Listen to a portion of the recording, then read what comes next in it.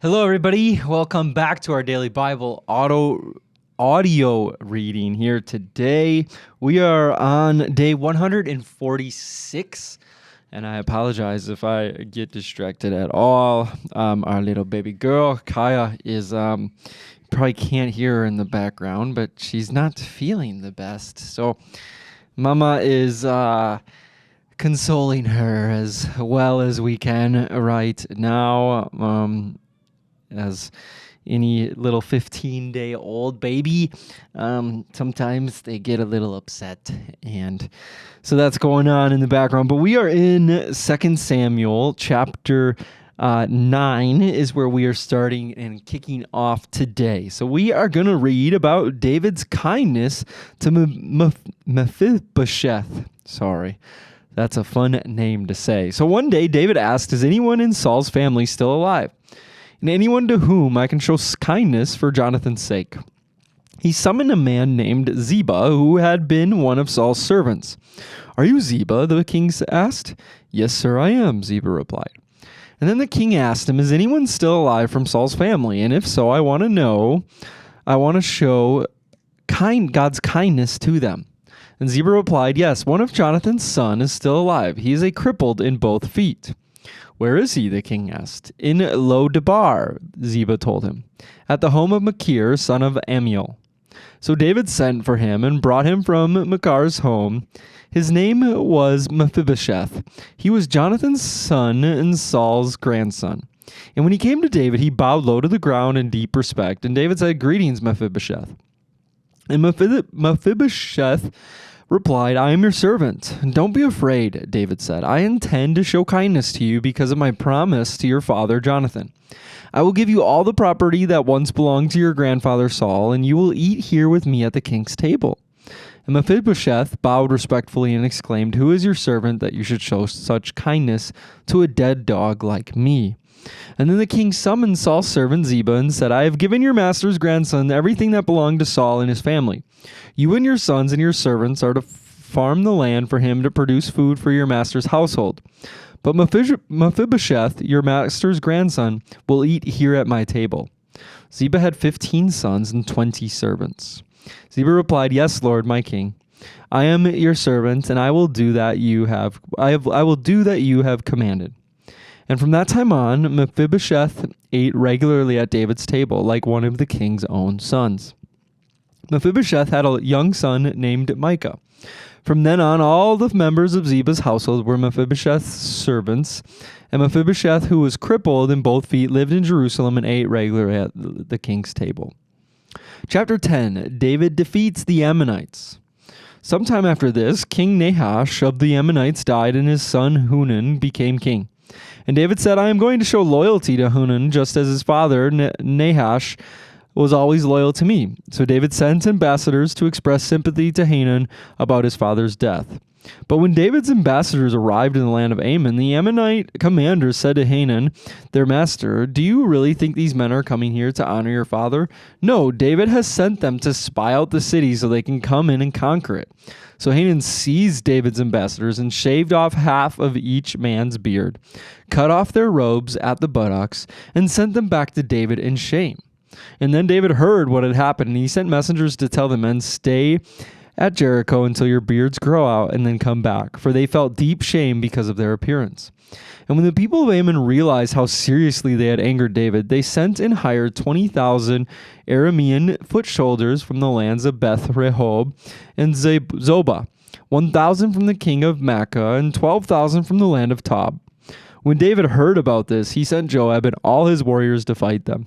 The Ammonite troops came out and drew up their battle lines at the entrance of the city gate, while the Arameans from Zobah and Rehob, of the men from Tob and Makkah, positioned themselves to fight in the open fields. And when Joab saw that he would have to fight on both the front and the rear, he chose some of Israel's elite troops and placed them under his personal command to fight the Arameans in the fields. He left the rest of the army under the command of his brother Abishai, who was to attack the Ammonites. "If the Arameans are too strong for me, then come over and help me," Joab told his brother. "And if the Ammonites are too strong for you, I will come to help you.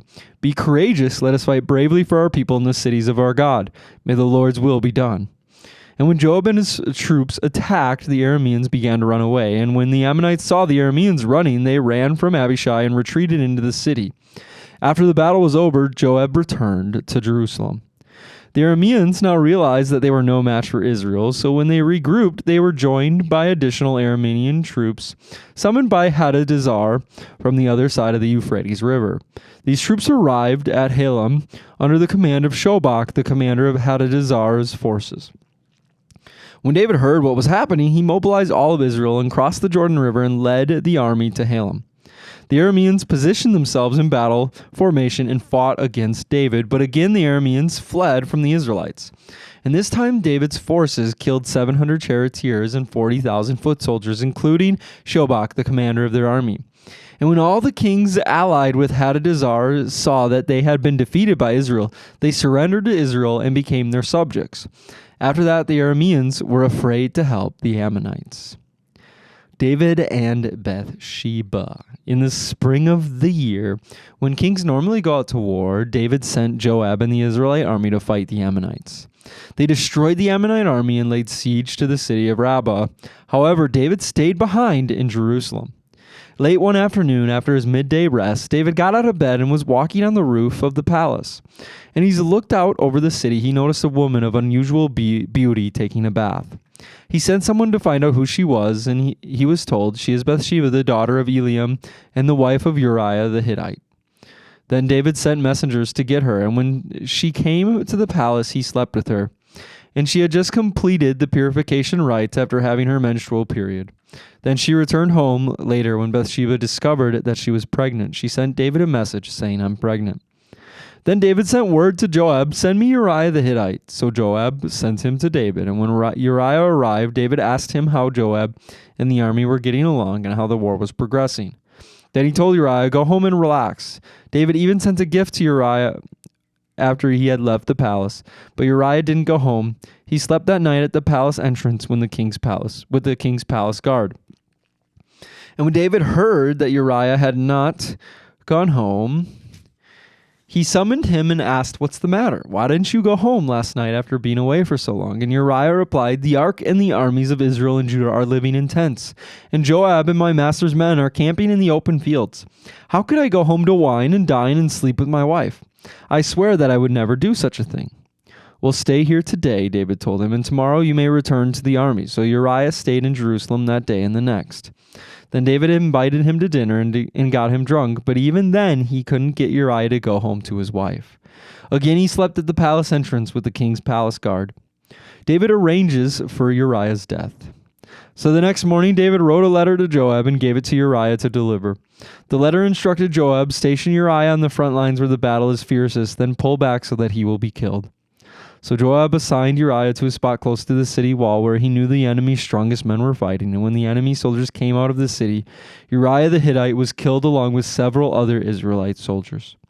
Then Joab sent a battle report to David, and he told his messengers, "Report all the news of the battle to the king." But he might get angry and ask, "Why did the troops go so close to the city? Didn't they know that there would be shooting from the walls? Wasn't Abimelech, son of Gideon, killed at Thebez by a woman who threw a millstone down on him from the wall? Why would you get so close to the wall?" Then tell him Uriah the Hittite was killed too. So the messengers went to Jerusalem and gave a complete report to David. "And the enemy came out against us in the open fields," he said, "and we chased them back to the city gate, and the archers on the wall shot arrows at us. And some of the king's men were killed, including Uriah the Hittite." "Well, tell Joab not to be discouraged," David said. "The sword devours this one today and that one tomorrow. Fight harder next time and conquer the city." And when Uriah's wife heard that her husband was dead, she mourned for him. And when the period of mourning was over, David sent for her and brought her to the palace, and she became one of his wives. And then she gave birth to a son. But the Lord was displeased with what David had done. All right, that's a very classic story that we probably have heard before, but it's always a hard story to read, just of the selfishness of David and the death that came from his decisions. So we'll talk about that in a second here, but we are going to continue on in John chapter 15 today. So Jesus, the true vine. I am the true grapevine, and my Father is the gardener. He cuts off every branch of mine that doesn't produce fruit, and he prunes the branches that do bear fruit so that they will produce even more. You have already been pruned and purified by the message I have given you. Remain in me, and I will remain in you. For a branch cannot produce fruit if it is severed from the vine, and you cannot be fruitful unless you remain in me. Yes, I am the vine, and you are the branches. Those who remain in me and I in them will produce much fruit, for apart from me you can do nothing. Anyone who does not remain in me is thrown away like a useless branch and withers. Such branches are gathered into a pile to be burned. But if you remain in me and my words in you, you may ask for anything you want, and it will be granted. And when you produce much fruit, you are my true disciples. This brings great glory to my Father. I have loved you even as the Father has loved me. Remain in my love. When you obey my commandments, you remain in my love, just as I obey my Father's commandments and remain in his love. I have told you these things so that you will be filled with my joy. Yes, your joy will overflow. This is my commandment. Love each other in the same way I have loved you. There is no greater love than to lay down one's life for one's friends. You are my friends, and if you do what I command. I no longer call you slaves, because a master doesn't confide in his slaves. Now you are my friends, since I have told you everything that the Father has told me. You didn't choose me, I chose you. I appointed you to go and produce lasting fruit, so that the Father will give you whatever you ask for using my name. This is my command: love each other. The world's hatred. If the world hates you, remember that they hated me first. The world would love you as one of its own if you belonged to it, but you are no longer a part of this world. I chose you to come out of the world, so it hates you. Do you remember what I told you? A slave is not greater than the master. Since they persecuted me naturally, they will persecute you. And if you had listened to me, they would listen to you. They will do all this to you because of me, for they have rejected the one who sent me. They would not be guilty if I had not come and spoken to them, but now that they have no excuse for their sin. Anyone who hates me also hates my Father. If I hadn't done such miraculous signs among them that no one else could do, they would not be guilty. But as it is, they have seen everything I did, yet they still hate me and my Father. This fulfills what is written in their scriptures. They hated me without cause. But I will send you the Advocate, the Spirit of truth. He will come to you from the Father and will testify all about me. And you must also testify about me because you have been with me from the beginning of my ministry. That is the good news right there, that Jesus is our life and we have an advocate in the Holy Spirit to be with us regardless of where we are. All right, we are going to continue on in Psalm 119 where we left off yesterday. We are going to pick it up in verse 49. So it says this: Remember your promise to me. It is my only hope. Your promise revives me. It comforts me in all of my troubles. The proud hold me in utter contempt, but I do not turn away from your instructions. I meditate on your age-old regulations. O Lord, they comfort me. I become furious with the wicked because they reject your instructions. Your decrees have been the theme of my songs wherever I have lived. I reflect at night on who you are, O Lord. Therefore, I obey your instructions. This is how I spend my life, obeying your commandments. Lord, you are mine. I promise to obey your words. With all my heart, I want your blessings. Be merciful as you promised. I pondered the direction of my life, and I turned to follow your laws. I will hurry without delay to obey your commands. Evil people try to drag me into sin, but I am firmly anchored in your instructions. I rise at midnight to thank you for your just regulations. I am a friend to anyone who fears you, anyone who obeys your commandments. O Lord, your unfailing love fills the earth. Teach me your decrees. And last but not least, we have Proverbs 16, verses 1 through 3. It says, We can make our own plans, but the Lord gives the right answer. People may be pure in their own eyes, but the Lord examines their motives. Commit your actions to the Lord, and your plans will succeed. All right, so that is our reading for today. Our quote of the day is this for May 26th. It says, thinking of prayer as Jesus taught.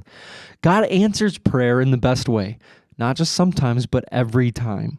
However, the evidence of the answer in the area we want it may not always immediately follow. Do we expect God to answer prayer? 1 Thessalonians 5:17 says, pray without ceasing. So today we read the very sad chapter of,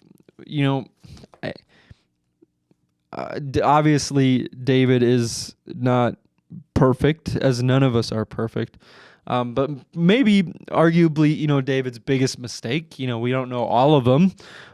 But this is a big one.